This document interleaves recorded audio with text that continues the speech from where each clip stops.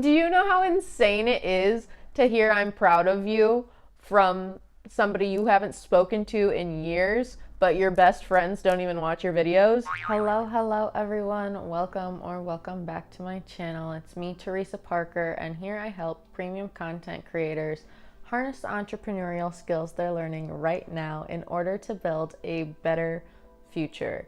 And if you have been following me for a while, you know that I have been writing a book for almost 2 years now. Like, it's literally taking so long to the point that like now I'm getting burnt out on it. But I also have to make a series including a video corresponding with each chapter of the book. So I thought that I would actually start at the end. I wrote a chapter about expanding your personal brand, which is exactly what I did by writing this book.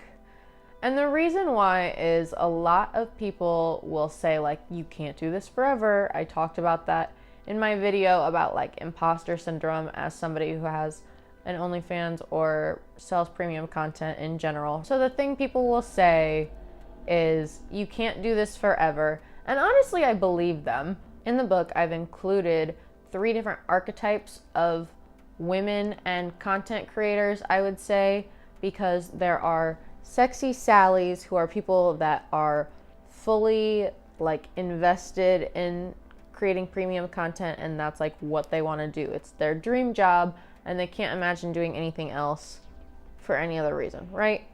And then what I consider myself, I named Business Betty, which is somewhere in the middle. Like, you're willing to do it for a period of time, but then eventually you want to move on to something else. And then the third kind of person is no-go Nora, and that just means that it's a content creator who is not looking to expand their income by using premium content. And there's a quiz inside of the book, and I will also link it in the description down below so that you can figure out, if you haven't started selling premium content already, which box you fall into. And I wrote this chapter with my fellow business Betties in mind. So without further ado, let's get started with 10 things I've learned from expanding my personal brand. The first thing I wanted to tell you is to not be afraid of trying new things, because that's something that I have struggled with a lot.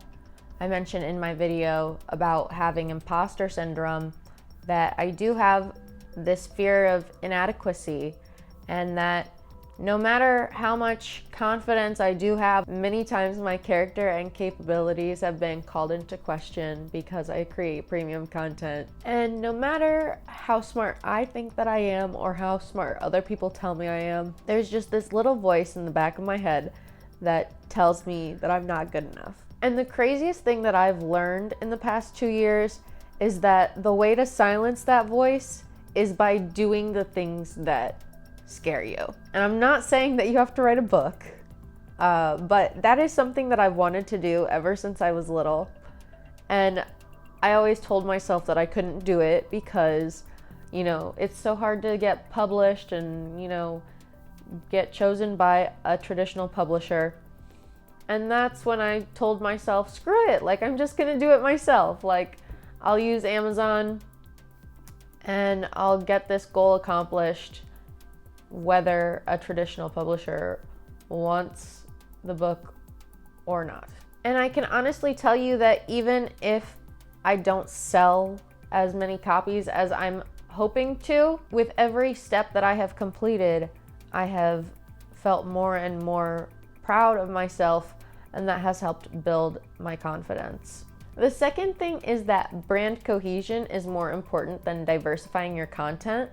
And this tip might be opposite for some people, I realize, because some people, they make too much of the same content, and I almost feel like I go back and forth. Like, either I'm making way too much of the same content or I'm trying too hard to diversify. And over time, these two extremes have been like leveling out. And that's kind of what this point is about, is that brand cohesion is more important than diversifying. One thing I would always try to do is like get every single thing different But the problem with that is that then you don't have brand recognition and people don't know who you are. Like if you're not wearing the same colors, if you don't use the same background, if you don't have the same hair or makeup style. And like obviously you can switch these things up a little bit, but like you should still see some kind of like formatting within your content. And that kind of leads me into the third thing, which is that everyone needs different advice.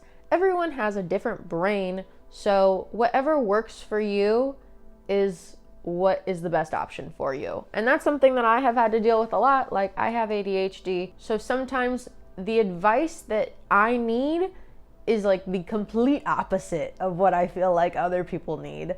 Like just how I was saying with the last point, I was always trying to diversify too much, and sometimes people have the opposite problem where they make too much of the same content, and I ended up overcorrecting and then making too much of the same content, and now it's like leveling out. But somebody else could have had the exact opposite problem. They could have been making too much content that all looked the same, and then they overcorrect and they over diversify. So everybody is on a different journey. Everybody needs different advice. Everybody has different ways of doing this. So if something I say or another creator says doesn't work for you, that doesn't mean that you're doing it wrong. It just means that you're doing it differently. Number 4 is don't be afraid to outsource. It's difficult to manage multiple social media platforms at once. So you may need some additional help. You may want to hire somebody to look up like trending audios and hashtags for you on social media, like a manager, or you might want to just hire somebody to like clean your house. I talk about some different services you can outsource in my video, The 4-Hour Work Week of an OnlyFans Girl, because number 5, it takes a lot of work. Like you're basically running 2 companies. I think it might be a little bit different depending on how you run your premium content site. But for me, I have a pretty vanilla social media following, and it's basically like I have 2 funnels. Like I have all of my premium content, and I have to figure out who my audience is in each social media platform and figure out how that creates like a web of followers, because a lot of my content is just different. Like my Instagram has a lot of my modeling photos on it. My YouTube channel is more informational. Obviously, my OnlyFans is premium content. My TikTok is more comedy. I deleted my Twitter that I was advertising my OnlyFans on, so now my only Twitter account is an astrology Twitter account. So I just have a very widespread brand, and I do that on purpose because I have different things that I'm working on. And another thing that I have done is made multiple accounts on the same platform for different reasons. Like my Instagram, I have my personal Instagram, and then I also made an Instagram account for my book. So make sure that you go follow it if you want. It's at Slut to CEO. But just think about how much work is going to go into creating all of the content for those multiple platforms, and then trying to organize it, schedule it, post it, and all of that. It's just a lot to do. So like, give yourself a rest. Go back to the last step. Maybe hire somebody to help you out a little bit. There's just a lot going on. And the 6th thing is don't be afraid of slow growth, which might just be me thing. Like I said in the last point, I am spread pretty thin.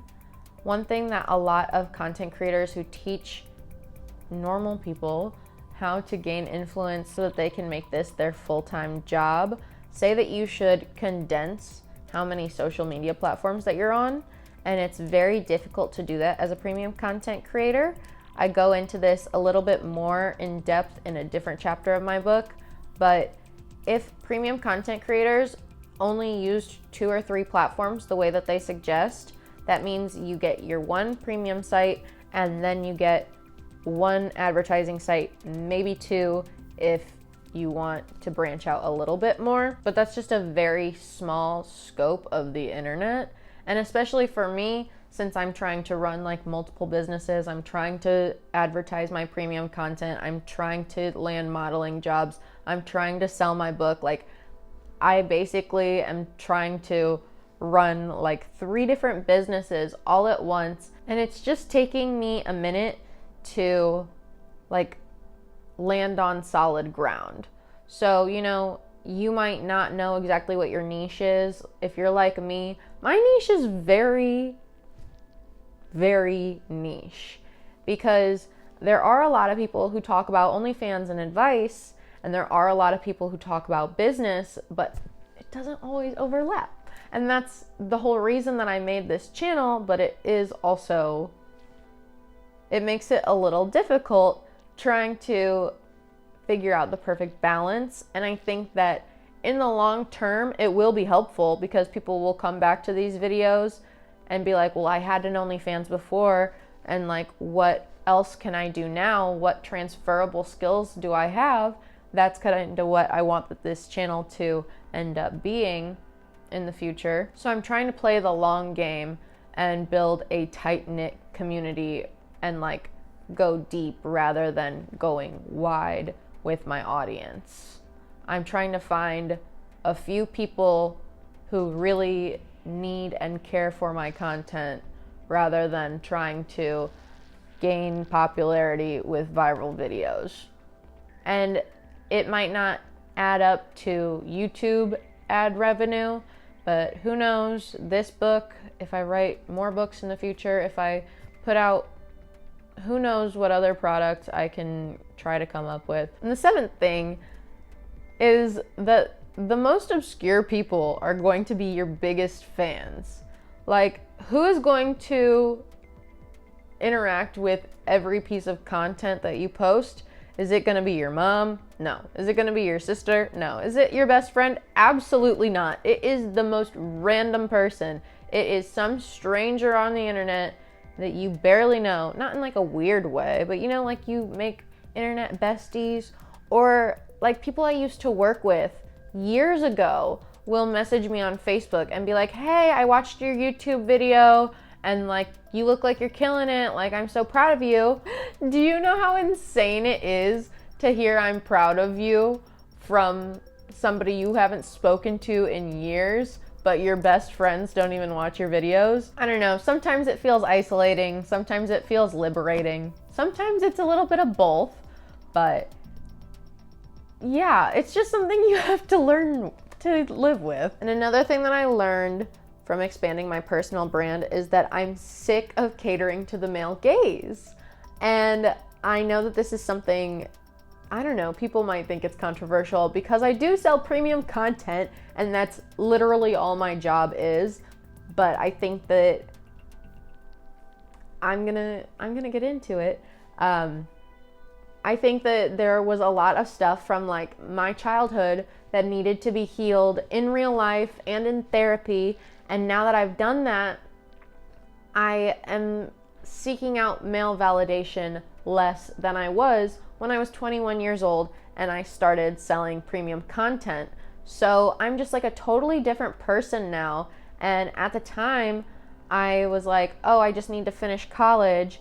And now, it took me an extra year because of COVID to finish school. And I think I was right. Like, I knew 4 years was basically all that I could do, because I've always been a feminist. Even when I was a Republican, I was still like the girl going to school for agriculture and out in the fields and everything, right? So it's not like I have ever been like a very quiet pick-me girl.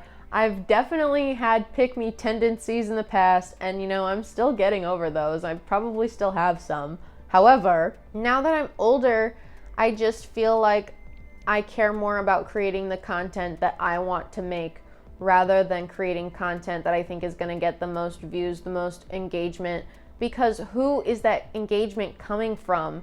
For the past 4 years, I've just had horny guys commenting, messaging me, and like, you know, you can take it for a while, and you know, you might even like it, like that might turn you on, but for me it doesn't, which is why I was like, okay, I need to do something else. And like I said in the very first point, like, if you want to do something, just take the smallest steps. Like, obviously it's taken me like 2 years to even reach this point. I don't even have 2,000 subscribers on YouTube, and this book isn't even done yet. But I am still continuing to make these little improvements day by day with the hopes that eventually I can get out of the place that I'm in where I'm constantly having to cater to the male gaze. The last thing that I've learned from expanding my personal brand is how much fun it is, because I've always had some insecurities about my own capabilities, but I feel as if once I finally started conquering those fears, I was able to see how many more people were supporting me than what I initially thought. And now I'm able to create content that is aligned with like what I truly think and feel, when before I was always trying to just get likes and engagement and gain the most followers, and I didn't really care who it was. But now I feel like it's more fun for me because I get to talk about the things that I actually want to talk about, and I get to teach people and connect with people, which I didn't really get to do on OnlyFans. Like, you know, that there are occasionally people that want to talk to you, but of course, like, the main point is to see you naked. So I have been having a lot of fun talking with you. So thank you for supporting me. If you have subscribed to the channel, or if you're intending to buy my book, if you have booked a coaching session with me, if you've bought any of my digital products, thank you, thank you, thank you. I will have all of those links below if you want to support me. And anything helps, even a like. If you want to comment down below, tell me what kind of businesses you have already started or you're planning to start with the time and money that you have created for yourself using a premium content platform. And then of course, if you like what I'm doing here, make sure that you hit the red subscribe button down below and the gray notification bell right beside it so that you're notified every time I upload a new video. And I'll see you in the next one.